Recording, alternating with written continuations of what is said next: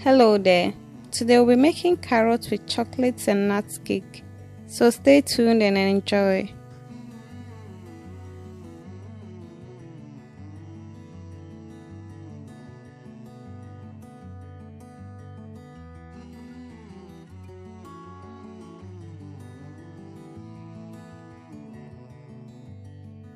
So carrot cake is a very healthy cake which is a nutrient packed and so delicious. And here are the ingredients that we'll be using for carrots with chocolate and nuts cake. So I have with me my shredded organic carrots from Shop and Drop GH. I have my eggs here. I have my canola oil. You can actually use extra virgin olive oil, there's no problem with that. You can. And then I have my pistachio nuts. Pistachios are so good, full of vitamins, lowers cholesterol levels, good for weight loss, and helps in insomnia cases as well. It's full of so many nutrients. I have my walnuts in there. Walnuts are good for brain development, healthy aging, they are antioxidants and so much more nutrients.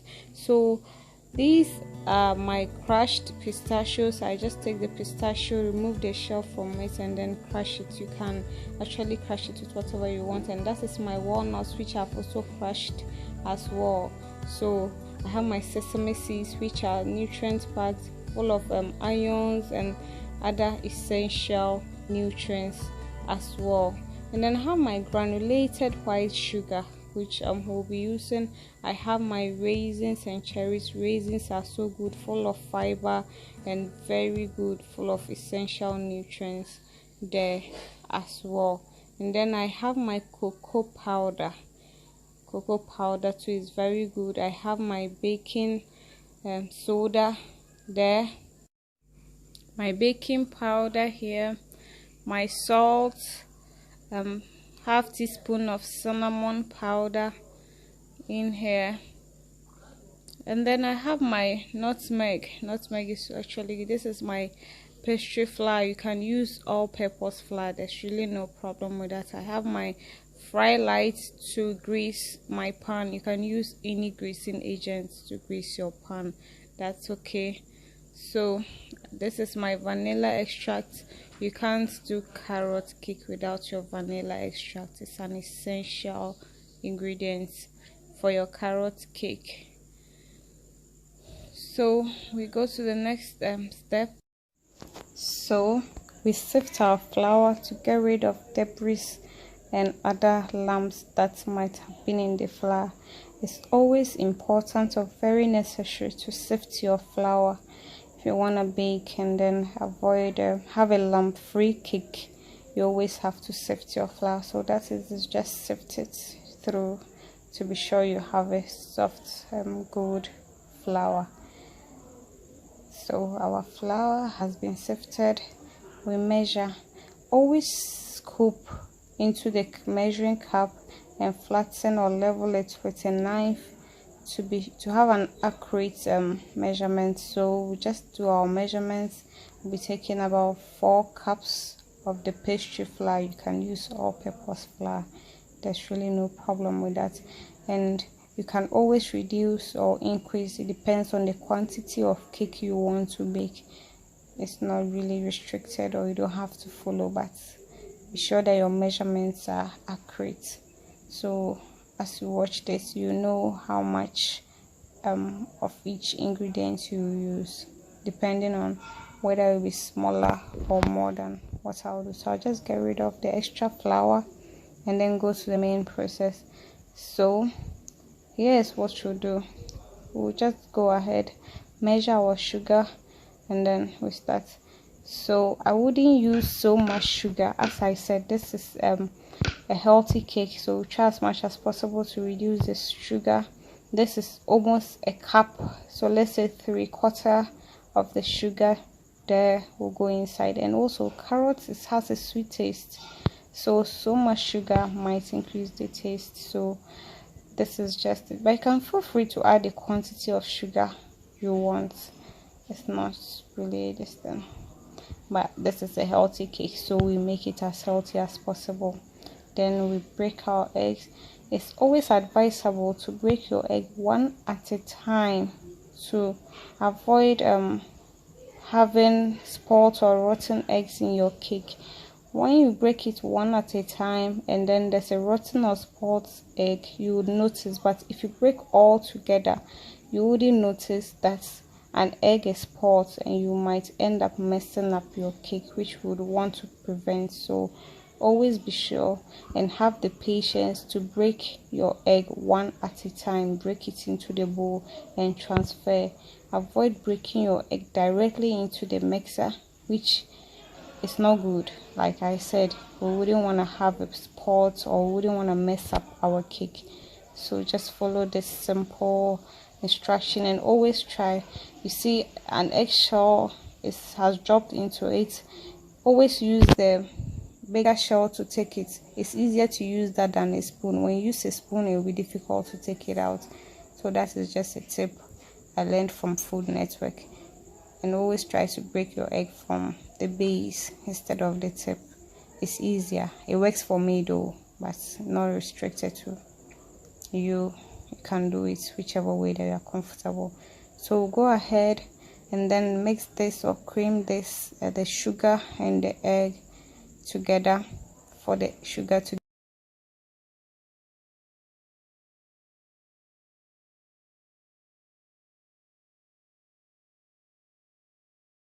Okay, so our sugar and egg is mixed perfectly. The sugar has dissolved well, so we have a consistent cream over there. We just go ahead and then add the canola oil. This is about 2.5 cups of canola oil. You can use groundnut oil or extra virgin olive oil. And I'm using a lot of flour. That's why I'm using this much oil. You can always adjust or reduce the oil if you want to. I also want my cake to be super moist, so that's why I'm using 2.5 cups of the oil as well. This is a cholesterol free oil, so always be sure to use healthy oils. So we just give that a quick mix for 1 minute to ensure that our oil and the rest of the mixture combines well before we can go to the next step. You can just use a spatula to enhance your mixture. Okay, so this is my shredded organic carrot from Shop and Drop GH.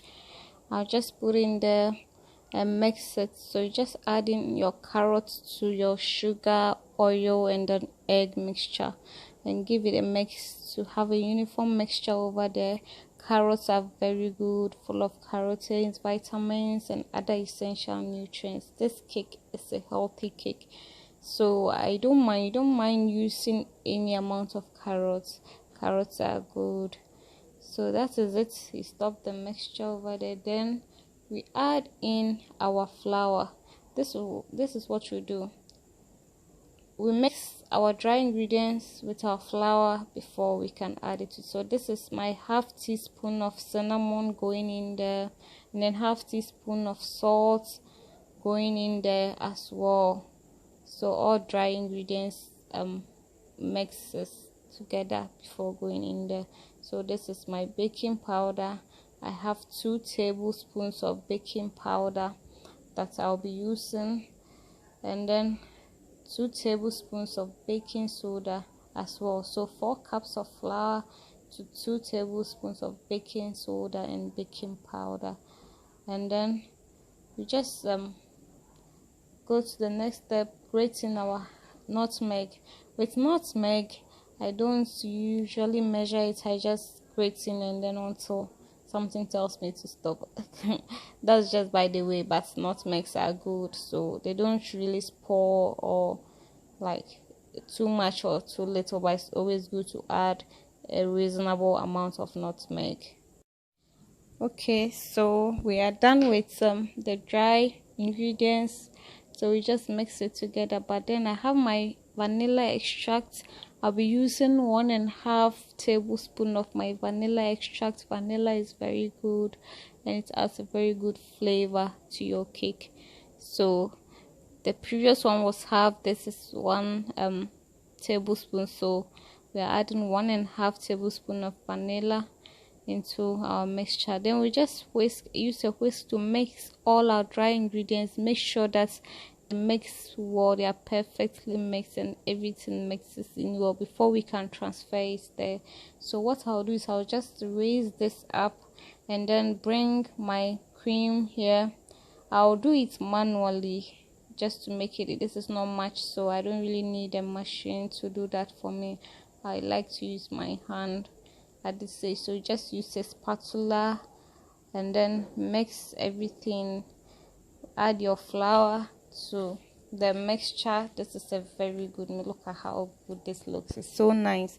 So we add in our flour gradually, mix everything bit by bit until we finish mixing the whole thing, or we finish adding the flour to the whole mixture. So you take your time and give it a very good mix. We wouldn't want to have lumps in our cream, so you have to take your time and mix it thoroughly until everything is perfectly mixed. You have to make sure that the flour at the sides are brought in and mixed, so that when you're pouring in your mixture you wouldn't find lumps or have dry flour around your cake mixture. So we just do that bit by bit until our flour is exhausted, and then everything is perfectly mixed before we can go to the next step of our carrot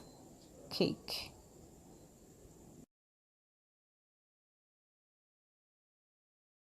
Okay, so everything is mixed in there and combined to perfection, perfectly combined, and then the consistency too is very good. It's well combined and then consistent, good consistency. So this is my walnuts. I'll just add in some and leave the rest for toppings. You can actually use any nuts of your choice, be it almond nuts, pecans, peanuts, whatever nuts that you have, you can always use that. This is my pistachio nuts, and then my raisins going in there. I don't have so much raisins, so I'm using this and leaving the rest to top up, but I can always feel free to add any amount of raisins. Give it a good mix and make sure everything combines, because we would want to have or feel nuts in every bite of our cake. That is it. This is a chocolate and nutty carrot cake, so want to feel nuts in it. This is my cocoa powder. So what I'll do is that I'll just pour in some of my cocoa powder into a bowl, and then I'll add some of my mixture here, my cream in here, into the cocoa. The cocoa shouldn't be much because we wouldn't want to have a very bitter cake. Cocoa is very strong, cocoa powder is very strong. This is a pure cocoa from Ghana, so you just add some, then get a spoon and give it a very good mix. Mix everything until it's well combined before you can put it down. So this is mixed, but it looks a bit thick, it feels too thick, so I'll just add a little more of my cream, my plain cream, and then let it go inside there. Then I mix again until everything combines well. I'll be using this along the line, but I won't add it to this mixture. Then this is my fry light to grease my pan. Always grease your pan so your cake doesn't stick to the pan. Okay, so I'm greasing my pan with a fry light. You can always use butter or olive oil or any greasing agent of your choice, but be sure that every part of the cake or loaf pan is greased properly to prevent your cake from sticking or getting stick. This is a ceramic loaf pan, so I have to grease it very well to prevent my cake from sticking to it. So my pan is greased.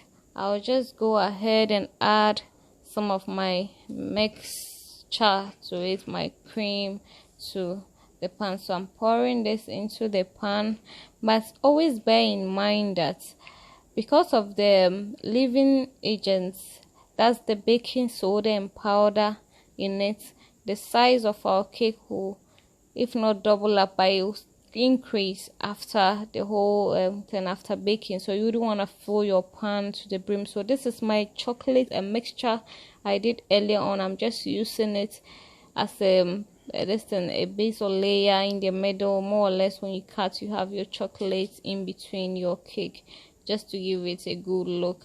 Yeah, that is it.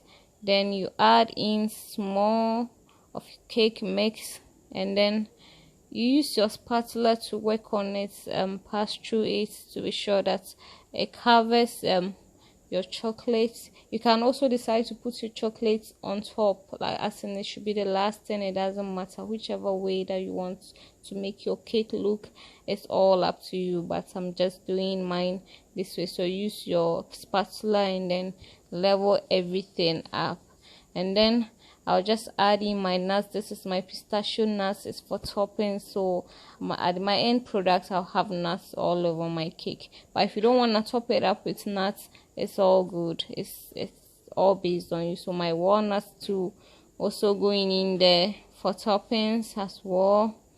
This will come out so crunchy, so good.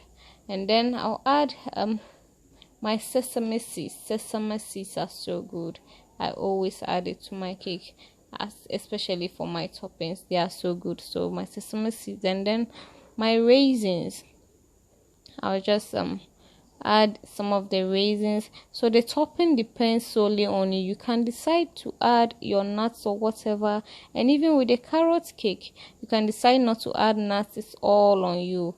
You don't have to really bother yourself to add all these nuts if you don't want to, but the nuts makes it so good, and I like it that way. So it's all up to you. If you are not using nuts whatsoever, you can just go ahead and then bake your cake like that, and you still have a beautiful healthy cake over there. So this is full. I'll just go into my next. Okay, so this is it. I'm done. I had extra cream, so I added in there.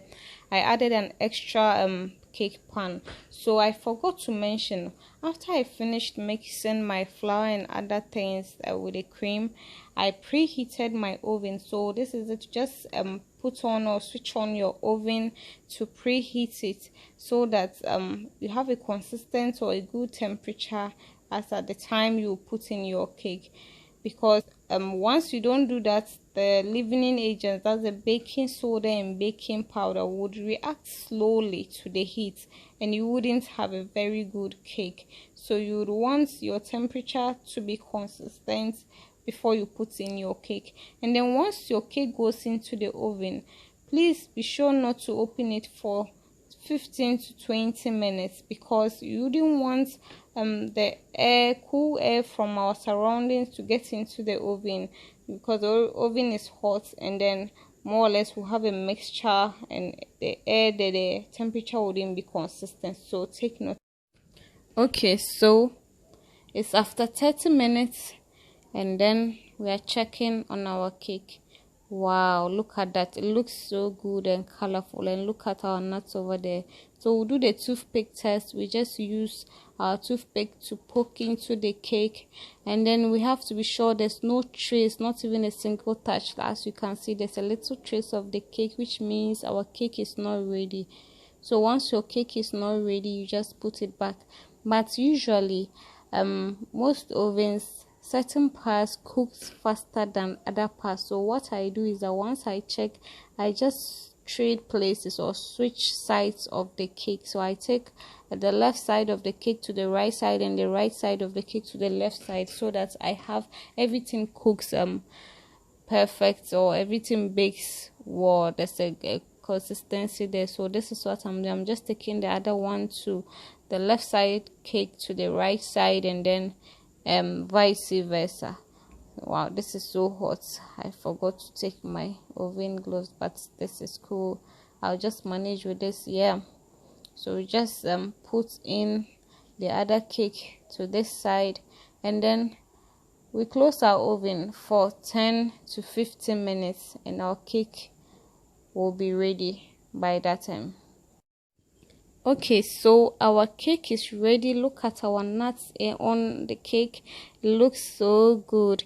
I've placed it on a cooling rack for it to cool down evenly. It's always necessary to place your cake on a cooling rack to prevent your cake from soaking or getting soggy. When you place it on a cooling rack, air gets to the bottom of your cake and then it cools it evenly. But if you place it or put it on a tray, you don't have that. You have a soggy cake. So this is what to do. Just have a little slice or have a look at the inner part of our cake and see how it has come or what has become of our cake. Look at that. Can you see the chocolate here? And our nuts are in there. This looks so good. It smells so good. Who wants to have a taste or a bite with me? Just have a taste with me and see how it is. This is so delicious. It's so good. You can try it and always recreate this recipe as well. There are no restrictions. The kids, the aged, everyone can eat it. So try it and let me know your feedback. Thank you